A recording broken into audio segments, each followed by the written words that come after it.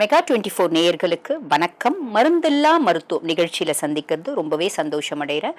நான் doctor Deepa Lalan, BHMS homeopathic physician. இன்னைக்கு நம்ம என்ன டாபிக் பற்றி டிஸ்கஸ் பண்ண போகிறோம் அப்படின்னா, இப்போ பிரதானமாக தேடப்படக்கூடிய ஒரு விஷயங்க என்ன அப்படின்னா வெயிட் லாஸ்.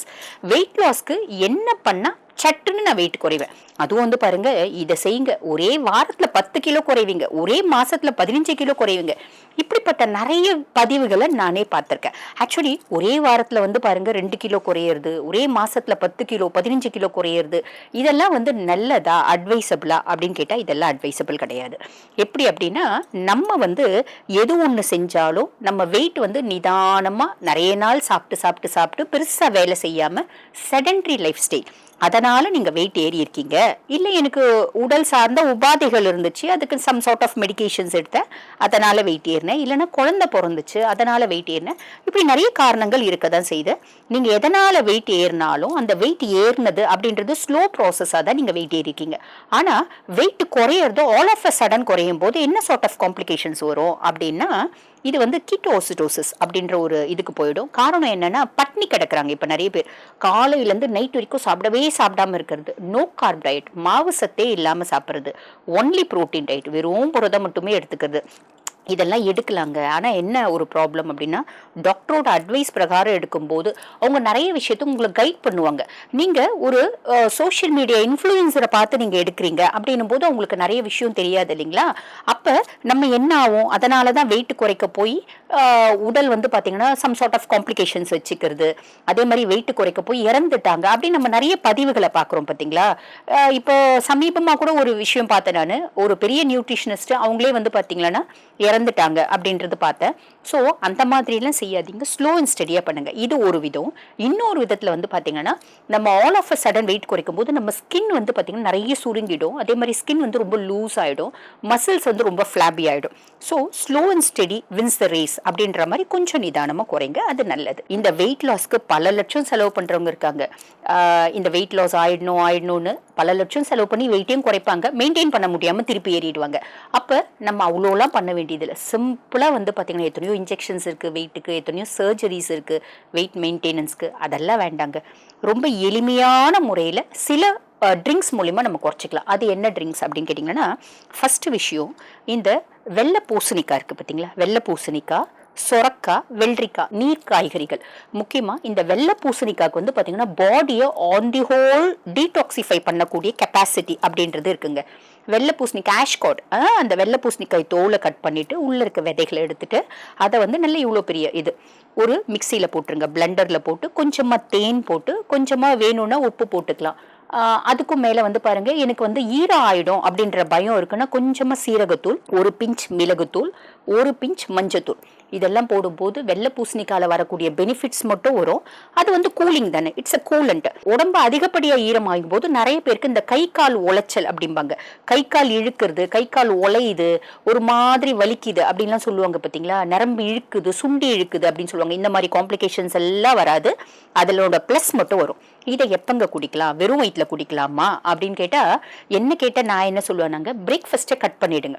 பிரேக்ஃபாஸ்ட்டை கட் பண்ணிவிட்டு இந்த ஜூஸ் எடுத்துக்கோங்க. இந்த மாதிரி வெள்ளை பூசணிக்கால போடலாம், சொரக்கால போடலாம், அதே மாதிரி வெள்ளரிக்கால போடலாம். இதே மாதிரி ப்ரொசீஜர்ஸ் தான். பிரேக்ஃபாஸ்ட்டை கட் பண்ணிவிட்டு நீங்கள் எடுத்துக்கோங்க. இல்லைங்க நாங்கள் நீங்கள் சொன்னீங்கன்னு குடித்தோம், பசிக்குது அதுக்கப்புறம் அப்படின்னா ரொம்ப சிம்பிள், 2 ஆப்பிள் எடுத்துக்கலாம், இல்லைன்னா ஒரு வெள்ளரிக்காய், 2 கேரட்டு, சாலட் மாதிரி பண்ணி சாப்பிட்டுக்கலாம். ஓகேங்களா, நல்ல டேஸ்ட்டாகவே சாப்பிட்டுக்கலாம். இல்லை அப்படின்னா 2 முட்டை ஆம்லெட் போட்டுக்கலாம், இல்லை 2 ஃபுல் பாயில்டு எக்கு, இல்லை 3 ஃபுல் பாயில்டு எக்கு எடுத்துக்கலாம். சிம்பிள், பிரேக்ஃபாஸ்ட் முடிஞ்சிருச்சு. இது நம்ம பண்ணும்போது சாலிடாக ஒரு மாதத்தில் ஆவரேஜாக பார்த்தீங்கன்னா 2லேருந்து 2.5 கிலோ குறையும். இது slow and steady wins the race மாதிரி இருக்கும். ஒன்று இதை ஃபாலோ பண்ணிக்கோங்க.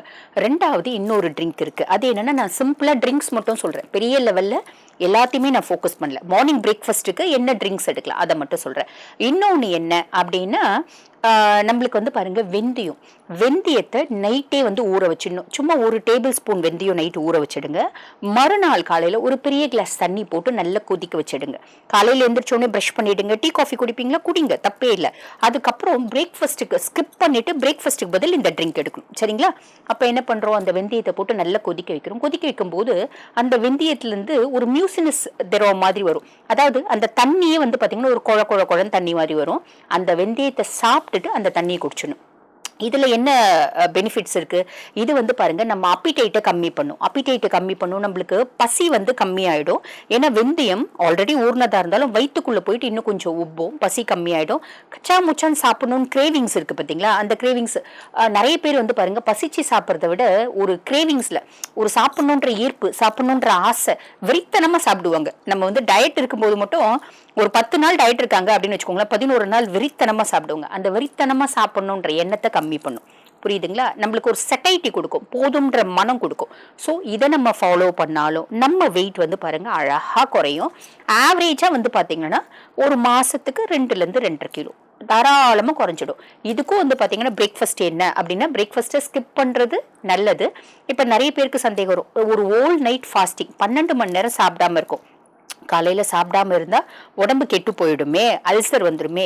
அது எல்லாருக்கும் இல்லை, பட் பியாண்ட் தட் ஜென்ரலாக ஒரு கருத்தே இருக்குல்ல, காலையில் வந்து பார்த்தீங்கன்னா ராஜா மாதிரி சாப்பிடணும், மதியம் மந்திரி மாதிரி சாப்பிடணும், ராத்திரி பிச்சைக்கார மாதிரி சாப்பிடணும் அப்படின்ற மாதிரி ஒரு கருத்தெல்லாம் இருக்கு இல்லைங்களா?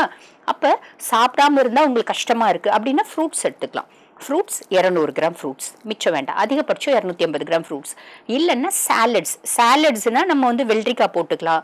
அதே மாதிரி பாருங்கள், கேரட்டு, தக்காளி, வெங்காயம், லெமன் போட்டு அதில் வந்து பாருங்கள் கொஞ்சம் வேர்க்கடலை, ரோஸ்டட் பீனட் போட்டு ஒரு மாதுளம்பழம் உரிச்சு போட்டு நல்லா டேஸ்ட்டாக சாப்பிடுங்க, தப்பே இல்லை. இப்படி நம்ம சாலட் சாப்பிட்டுக்கலாம்.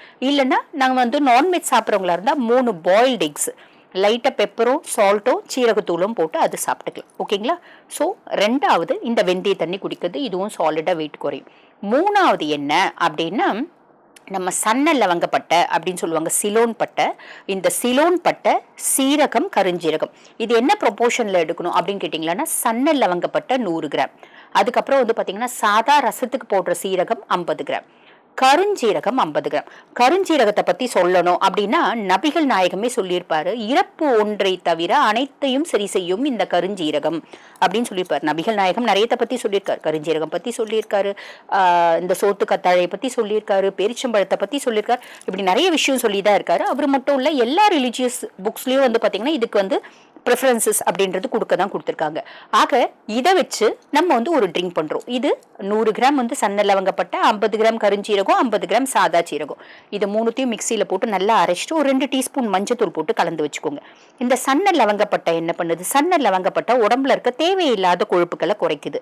அது மட்டும் இல்லாமல் பெஸ்ட் ஆன்டி இன்ஃப்ளமேட்டரி, உடம்புல எங்கெல்லாம் ரணம் இருக்குதோ அங்கெல்லாம் ஆத்தோம். அதே மாதிரி பார்த்தீங்கன்னா பெஸ்ட் யூட்ரைன் டோனர், லேடிஸ்க்கு கர்ப்பப்பை சார்ந்த பிரச்சனைகள் வராமல் பாதுகாக்கும். இன்னும் அதை பற்றி நிறைய சொல்லலாம், பதிவாகவே சொல்லலாம். அதுக்கப்புறம் நம்ம ரசத்துக்கு போடுற சீரகம், நம்மளோட கஷ்டம் வந்து பாருங்க சூப்பரான கஷ்டம். எப்படி அப்படின்னா, நமக்கு ஒரு கல்ச்சர் இருந்துச்சு, தினம்தோறும் நம்ம சாம்பார், ரசம், தயிர் சாப்பிடும். இப்போ நம்மளுக்கு டைம் இல்லை, நம்ம என்ன பண்ணுறோம், ஏதாவது ஒன்று காரக்குழம்பு, இல்லை ஒன்று ரசம், இல்லை ஒன்று சாம்பார் வச்சுடுறோம். அந்த தினம்தோறும் ரசத்தில் சேர்த்துற சீரகம், இது வந்து பாருங்க ஃபர்ஸ்ட் குடல் சார்ந்த உபாதைகள் இல்லாமல் பாதுகாக்கும். அதுக்கும் மேலே அதில் போடுற பூண்டுல இருக்க அலசின் இருதயம் சார்ந்த பிரச்சனைகள் பல வராமல் தடுக்கும். இது ஒரே நாள் ரசம் சாப்பிட்டா இருதய பிரச்சனை வராதா? அப்படி கிடையாதுங்க. தினம்தோறும் நம்ம சாப்பிடும்போது அதனோட பெனிஃபிட்ஸ் வந்து அதிகமாகும் அப்படின்னு சொல்றோம். அதுக்கும் மேல மஞ்சள் இருக்க குர்குமின், அந்த மஞ்சள்ல இருக்க குர்குமின் மிளகுல இருக்க பிப்பரின் போட்டா மட்டும்தான் ஆக்டிவேட் ஆகும் அப்படின்றது நம்ம முன்னோர்களுக்கு தெரிஞ்சிருக்கு. அதனாலதான் ரசத்துல மிளகு, சீரகம், மஞ்சள் போட்டு நல்ல கொத்தமல்லி போட்டு சூப்பரா ரசம் வச்சாங்க. பல நோய்கள் இல்லாம இருந்துச்சு. இப்போ ஒன்றும் இல்லை, நம்ம வந்து ரசமா வச்சு டெய்லி சாப்பிட முடியல அப்படின்னாலும் இந்த மஞ்சள் நம்ம போடுறதுக்கு ரீசன் என்ன அப்படின்னா, பல நோய்கள் வீட்டு வாசல்லே வராம தடுக்கக்கூடிய கெப்பாசிட்டி மஞ்சளுக்கு உண்டு. மஞ்சளை பற்றி ஸ்டில் ரிசர்ச்சஸ் கோயிங் ஆன் தான். மஞ்சளில் இருக்க குர்குமினுக்கு ஏகப்பட்ட விஷயங்கள் இருக்குது, ஏகப்பட்ட ஹெல்த் பெனிஃபிட்ஸ் இருக்க தான் செய்யுது. ஸோ இந்த டீ இதை வந்து பாருங்க ஒரு நாளைக்கு 2 முறை குடிக்கணும். இது பிஃபோர் ஃபுட்டா ஆஃப்டர் ஃபுட்டா, பிரேக்ஃபாஸ்ட்டை ஸ்கிப் பண்ணிடுறது நல்லது. அப்படி மிஞ்சி நீங்கள் பிரேக்ஃபாஸ்ட் எடுக்கிறீங்கன்னா ஃப்ரூட் சாலட், வெஜிடபிள் சாலட், வெறும்னே ஆம்லெட் அந்த மாதிரி நீங்கள் எடுத்துக்கலாம். இல்லைன்னா வெறும்னே பாயில்டு எக்ஸு இந்த மாதிரி நம்ம எடுத்துட்டு கூட இது காலையில் ஒரு முறை, நைட்டு தூங்குறதுக்கு முன்னாடி இந்த எல்லோ டீ. ஆனால் இந்த எல்லோ டீ வந்து சூடாக குடிக்கணும். சூடாக குடிக்கும்போது நம்மளுக்கு நிறைய காம்ப்ளிகேஷன்ஸ், முக்கியமாக வந்து பாருங்கள் காம்ப்ளிகேஷன்ஸ் வராது. உடம்புல இருக்க கொழுப்பு சல்லுன்னு குறையிறத பார்க்கலாம். முக்கியமாக வயிறு சாலிடாக குறையிறத நம்மளால பார்க்க முடியும். இது ஒரு ட்ரிங்க். அடுத்து என்ன அப்படின்னா, நிறைய மேலை நாடுகளில் யூஸ் பண்ணுறது ஆப்பிள் சிடர் வினிகர் வச்சு ட்ரிங்க். சுடு தண்ணியில் நல்லா வந்து பாருங்க ஒரு table spoon apple cider vinegar, ஒரு எலுமிச்சம்பழத்தை 4 கட் பண்ணி ஒரு பகுதி அதில் போட்டு கொஞ்சம் ஹனி போட்டு கொடுப்பாங்க. இது வந்து என்ன பண்ணுது அப்படின்னா, மெட்டபாலிசத்தை அதிகப்படுத்துது. உடம்புல இருக்க அன்வான்ட் ஃபேட், முக்கியமாக இந்த ஒயிட் ஃபேட், ப்ரௌன் ஃபேட் அப்படின்னு சொல்லுவாங்க. இந்த ஒயிட் ஃபேட் அப்படிங்கிறது வந்து பாருங்க தேவையில்லாத கொழுப்புகள் அப்படின்னு சொல்கிறோம். இந்த ப்ரௌன் ஃபேட் அப்படிங்கிறது மைட்டோகாண்ட்ரியா நிறைய இருக்குது, அது எரிசக்தியாக நம்மளுக்கு பயன்படுது. அதுவும் இல்லாமல் நம்மளோட சீதோஷ்ண நிலை ரொம்ப வந்து கூலிங்க்கு போகிறோம் அப்படின்னா நம்மளுக்கு வந்து ப்ரொடெக்டிவ் இதுவாகவும் அது மெக்கானிசமாகவும் அது பயன்படுது. அப்போ இந்த ஒயிட் ஃபேட் அன்வான்ட் கொழுப்பை சல்லுன்னு குறைக்கிறதுக்கு மேலை நாடுகளில் பயன்படுத்துறது எது அப்படின்னா இந்த ஆப்பிள் சிடர் வினிகர். அவங்க நிறைய பயன்படுத்துறாங்க, அதில் ஒன்று இந்த ஆப்பிள் சிடர் வினிகர். ஓகேங்களா? அவங்க வந்து சாலட்ஸ்லாம் கூட இந்த ஆப்பிள் சிடர் வினிகர் போடுவாங்க, போட்டு எடுக்கிற ஹேபிட் இருக்கு. நமக்கு அந்த மாதிரி ஹேபிட் இல்லை, அப்போ இந்த மாதிரி எடுக்கலாம். ஆனால் என்ன, நிறைய பேருக்கு குடல் சார்ந்த பிரச்சனைகள் வரும், கேஸ்ட்ரைட்டிஸ் வரும். அந்த கேஸ்ட்ரைட்டிஸ் வருது அப்படின்றவங்க இந்த ஆப்பிள் சிடர் வினிகரை அவாய்ட் பண்ணிடலாம். மீதி எல்லாம் பெருசாக கேஸ்ட்ரைட்டிஸ் வராது.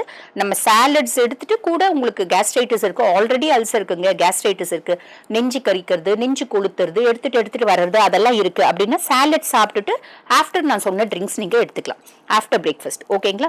இதை எடுக்கும்போது நம்மளுக்கு வந்து சாலிடாக வெயிட் குறையும். கடைசி என்ன அப்படின்னா, இப்போ சமீப காலமாக நிறைய பேர் வெயிட் குறைக்கணுமா இஞ்சி ஜூஸ் எடுங்க அப்படின்றாங்க. வெறும் இஞ்சி ஜூஸ், நிறைய செலிபிரிட்டிஸ் வந்து பார்த்தீங்கன்னா வெறும் இஞ்சி ஜூஸ் கொடுத்தே நான் வெயிட்டை குறைச்சேன் அப்படின்ற மாதிரி சில பதிவுகளும் நான் பார்த்தேன்.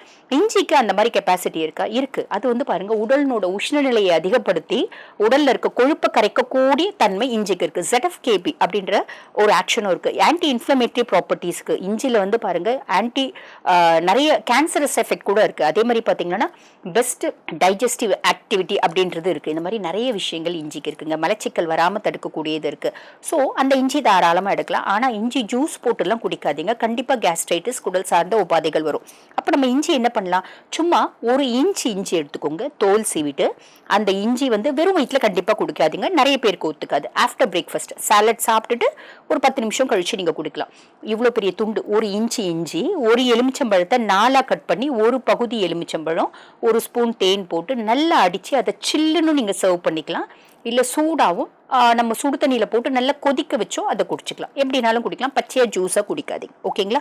இத்தனை விஷயம் இருக்குது ஃபாலோ பண்ணுறதுக்கு. இதுக்கு மேலே நிறைய பேருக்கு ஒரு சந்தேகம் வரும், ஏம்மா க்ரீன் டீ வந்து நம்ம வந்து மெட்டபாலிசத்தை அதிகப்படுத்துதுன்னு சொல்கிறாங்களேம்மா, க்ரீன் டீ குடிச்சா நம்மளுக்கு வெயிட் குறையுமா அப்படின்னா, க்ரீன் டீயை விட நம்ம கட்டாங்காப்பி, நம்ம கட்டான் டீயில் anti inflammatory properties, anti oxidants ஜாஸ்தி இருக்குங்க. அப்படி இருக்கும்போது க்ரீன் டீ ஏன் இவ்வளோ பிரபலமாச்சு அப்படின்னா, அதுக்கு ரீசன் வந்து பார்த்தீங்கன்னா வர்த்தகம் அப்படின்னு சொல்லலாம். அதுக்கும் மேலை நாட்டில் தான் வந்து பாருங்க நிறைய ரிசர்ச்சஸ் கண்டக்ட் பண்றாங்க. அப்ப மேலை நாட்டிலலாம் வந்து பாத்தீங்கன்னா கிரீன் டீ தான். டீனா கிரீன் டீ, சாதா டீ கிடையாது. அதை விட்ட காஃபியை பற்றின நிறைய ரிசர்ச்சஸ் இருக்குது. அப்போ கிரீன் டீ எடுக்கலாமா? தாராளமாக எடுக்கலாம், உங்களோட ஆப்ஷன் தான். ஆனால் சூடாக குடிச்சுக்கோங்க. ஸோ இத்தனை விஷயம் செய்யும்போது நம்ம வெயிட்டை வந்து சாலிடாக நம்மளால் குறைச்சிக்க முடியும். வெயிட்டுக்குன்னு பல லட்சம் நம்ம செலவு பண்ணணுன்ற அவசியம் இல்லை. அதுக்கும் மேலே நம்ம ஃப்ரீயாக இருக்கும்போது நம்மளோட வேலைகளை நம்மளே செய்யறது அப்படின்றது ஒரு பெஸ்ட் எக்ஸசைஸாக இருக்கும். இல்லைங்க எங்கள் வீட்டில் நிறைய சர்வன்ஸ் இருக்காங்க, நாங்கள் ஜிம்முக்கு போகிறோம், தாராளமாக போகலாம். நாங்கள் வாக்கிங் போகிறோம், தாராளமாக போகலாம். நாங்கள் ஸ்விம்மிங் போகிறோம், ஸ்விம்மிங் மாதிரி பெஸ்ட் எக்ஸசைஸ் எதுவுமே கிடையாது அப்படின்னு சொல்லலாம். ஆனா எல்லாராலையும் ஸ்விம்மிங் அப்படின்றது பாசிபிள் கிடையாது. அப்ப எல்லாராலையும் வாக்கிங் அப்படின்றது பாசிபிள். வாக்கிங் போறோம் அப்படின்னா 10 பேர் கூட்டிட்டு எதிர் வீட்டு கதை, பக்கத்து வீட்டு கதை, 2 தெரு தள்ளி இருக்கவங்க கதை அப்படிலாம் பேசிட்டு போறது வாக்கிங் கிடையாது. மைல்டா ஒரு மியூசிக் கேட்டுக்கலாம். பிரிஸ்க் வாக்கிங் போறீங்க அப்படின் போது அதுல பலன்கள் அப்படின்றது அலாதி. ஸோ உங்களுக்கு இந்த வெயிட்டை குறைக்கிறதுக்கு சின்ன சின்ன டிப்ஸ், ஒரு ட்ரிங்க்ஸாகவே நான் உங்களுக்கு சஜஸ்ட் பண்ணியிருக்கேன். ஆக இந்த பதிவு உங்களுக்கு பயனுள்ளதாக இருக்கும்னு நினைக்கிறேன். மறக்காமல் வந்து பார்த்தீங்கன்னா இதை நீங்கள் யூஸ் பண்ணிவிட்டு, எத்தனையோ என்னோட பேஷண்ட்ஸ் யூஸ் பண்ணி உங்களோட ரிசல்ட் சொல்லியிருக்காங்க. நீங்களும் யூஸ் பண்ணிவிட்டு உங்களோட ரிசல்ட் சொல்லுங்கள். இந்த பதிவு பயனுள்ளதாக இருக்கும்னு நினைக்கிறேன். இதே மாதிரி இன்னொரு பதிவில் உங்களை சந்திக்கிறேன். தேங்க்யூ.